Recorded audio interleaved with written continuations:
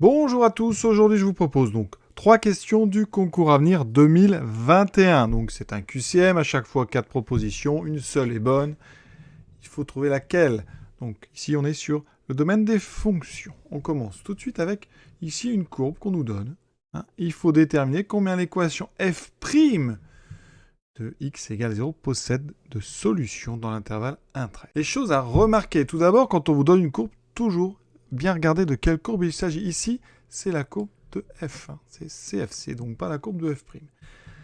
F' égale 0. Alors, quand est-ce que f' égale 0 ? Eh bien, f' égale 0, ça veut dire tout simplement que la courbe possède une tangente horizontale quand la dérivée s'annule. C'est pas forcément un sommet d'ailleurs. Souvent, on peut avoir donc ce cas de figure avec en haut, ici, une tangente horizontale. Donc ici, effectivement, la dérivée s'annulerait. Vous avez aussi cette position-là, avec ici, au niveau du sommet, donc en bas du creux, une dérivée qui s'annule. Mais vous avez un autre cas de figure. Ça serait comme dans la fonction cube, un point d'inflexion avec une tangente horizontale. Pas forcément tous les points d'inflexion. Il faut un point d'inflexion ici avec une tangente horizontale. Donc c'est pas forcément, vous voyez, un extrémum local. Ici, donc maximum local, minimum local, et ici, point d'inflexion avec tangente horizontale. Ici, qu'est-ce qu'on a comme tangente horizontale? Alors, on en a évidemment une par ici. Je ne sais pas exactement où elle est, mais vous en trouverez une par ici. Vous en trouverez une ici sur ce maximum local. Par contre, il n'y a pas ici d'autres tangentes horizontales. Donc, la dérivée ici ne s'annule que 2 fois exactement. Donc, c'est la réponse C. On aurait pu aussi faire le tableau de variation de f. D'accord ? F donc, est décroissante, ici croissante, décroissante, sans position particulière. Vous voyez, ça aurait pu être une question. Grâce à f, on peut trouver le signe de f'. Ici, f' est donc négative, positive, négative. Mais c'est un petit peu moins intéressant quand même. Voilà, ça c'est le genre de questions dans les concours qui sont assez simples. Il faut prendre des points. Je pense que tous ceux qui s'intéressent à la question auront trouvé ici 2 solutions à cette équation. Alors j'avais pas regardé le domaine, mais c'était un 13, effectivement. La fonction est bien définie sur un 13. Il faut quand même aller toujours dans les détails. Vous voyez, là, j'avais pas vraiment été attentif sur ça. C'était pas le piège, mais on était ici sur un 13. Donc c'est partout. Vous avez la courbe de la fonction, donc pas de problème. On passe à la question suivante. On passe à la question suivante. Ici, on admet, donc ça, vous avez le droit d'utiliser. Donc, quel que soit x appartenant à R, exponentielle x est supérieur ou égal à x plus 1. Pour ça, je peux vous l'expliquer rapidement. Pourquoi? Une explication très simple qui est accessible au niveau terminal. Vous tracez la courbe ici d'exponentielle. Donc ça, c'est y égale exponentielle x. X plus 1, eh bien, elle est ici. C'est la tangente, en fait, à exponentielle en x égale 0. Et comme vous savez que l'exponentielle, c'est une fonction convexe, la courbe exponentielle est toujours au-dessus de toutes ces tangentes. Comme ceci, c'est la tangente donc au point d'abscisse, donc tangente pour x égale 0, et bien forcément votre courbe jaune est au-dessus de la courbe verte, puisqu'elle est au-dessus de toutes les tangentes de la courbe de l'exponentielle. Donc voilà une explication rapide de cette inégalité valable pour tout x. On vous demande, parmi les 4 autres inégalités, quelle est celle qui est aussi vraie. Dans chacune, vous voyez, à la place de x, on a mis moins x2 dans l'exponentielle. Donc, est-ce qu'on a le droit? Eh bien, vu que la première inégalité, elle est vraie pour tout x ici, ça veut dire que à la place x, on peut mettre n'importe quelle expression, l'inégalité restera vraie. N'importe quelle expression, évidemment définie sur R. Et donc, eh bien, à la place de x, on met moins x2. Ça veut dire que pour tout x appartenant à R, exponentielle de moins x carré est bien supérieure à moins x carré plus 1. Regardez ce que ça donne sur GeoGebra. Ici, je vais tracer donc exponentielle de x, la voici. Je trace pour vous prouver la tangente. Donc la tangente à mon exponentielle donc en 0. La voici, vous voyez qu'on me l'annonce, c'est la droite d'équation y égale x plus 1. Maintenant, eh bien, je vais prendre, regardez bien, exponentielle de moins x carré. Donc tout simplement, je vais faire f de moins x carré. C'est-à-dire que dans f, je mets moins x carré au lieu de f. Moi, j'obtiens une courbe un petit peu plus compliquée. Donc voilà. Et maintenant, eh bien, je regarde moins x carré plus 1. Moins x carré plus 1. Et vous voyez que, effectivement, eh bien, la courbe bleue est bien située sous la courbe rouge. Elles se coupent toutes les deux au point donc d'abscisse 0. Donc voilà, l'inégalité semble vraie avec GeoGebra. Donc c'est juste ça. Et dans lequel, à la place de x, on a mis moins x carré.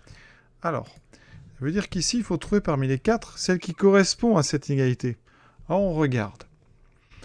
À chaque fois, on n'est pas loin. Alors il y en a une tout de suite qu'on voit qui est là, qui a l'air bonne. Sauf que la B, vous voyez, qu'est-ce qu'il y a dans la B? Eh bien, il y a un symbole qui il est inférieur ici au lieu de supérieur. Donc vous pouvez déjà éliminer la B. Elle n'est pas bonne.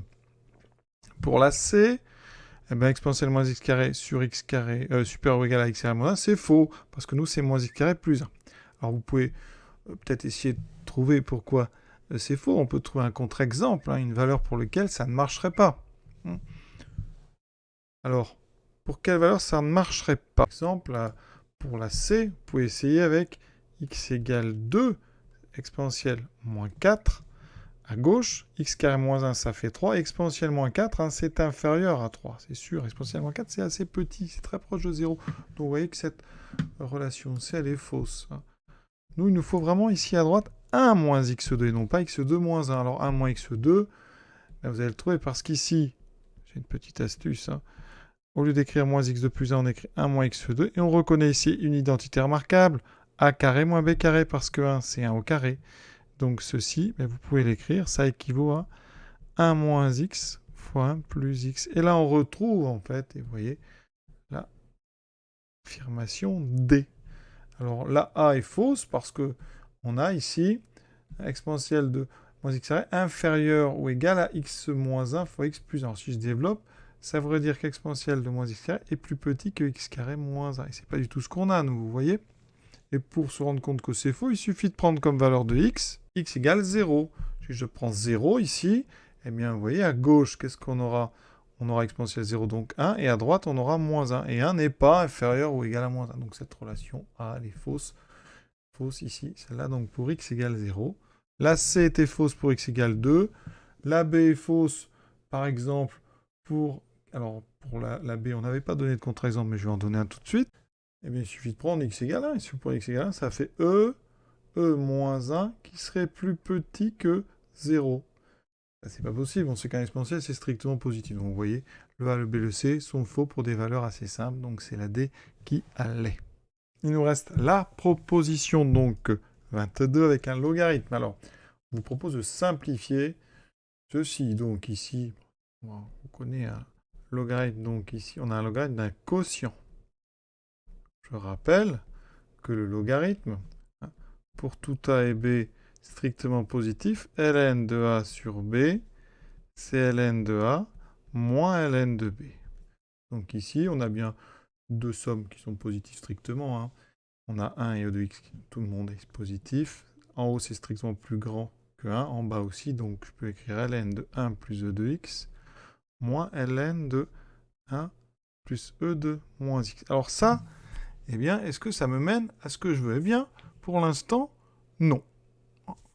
Ça ne va pas me permettre de conclure. Donc, il y a une autre astuce. C'est pour ça que l'exercice n'est pas si simple, parce que si vous appliquez le cours, vous arrivez là-dessus. Et là, c'est pas évident. Alors, on a du E de x, du E de moins x. Alors, une habitude chez les exponentielles, on essaie soit d'avoir que de l'exponentielle x, soit que de l'exponentielle moins x. Comment on fait pour transformer?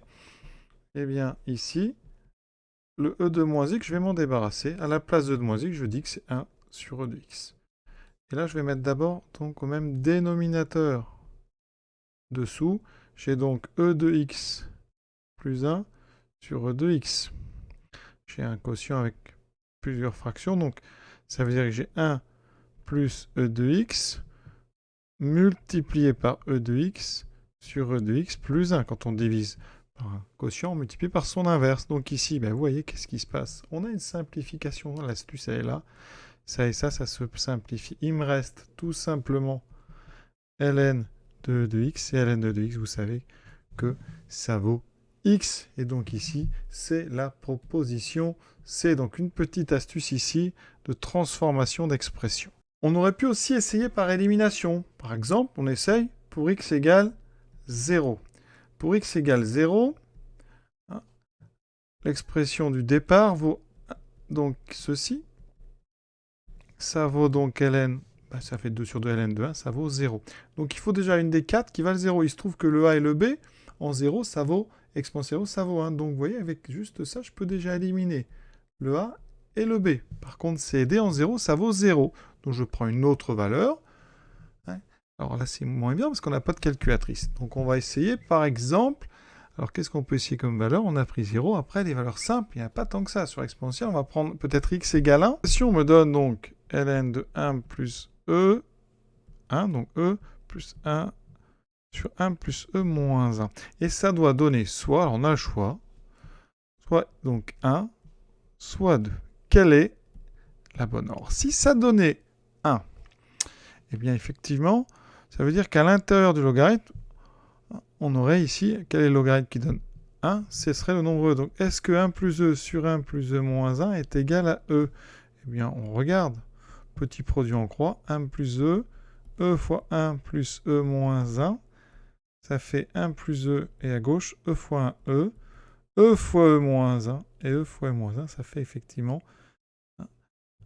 e fois 1 sur e, et ça fait bien 1 plus e égale 1 plus e. Donc c'est la troisième qui correspond, d'accord, parce que c'est elle qui nous donne la bonne valeur. Pour 2, effectivement, hein, ça ne donnera pas 2, puisqu'on vient de prouver que eh bien, c'est le 1 plus e sur 1 plus e moins 1 dont le logarithme vaut 1. Voilà un petit peu comment on pouvait faire. Je crois que la seule façon de s'en sortir bien, malgré tout, pour faire la différence entre C et D, c'était quand même de factoriser, enfin en tout cas de transformer. Et ça, c'est important à chaque fois.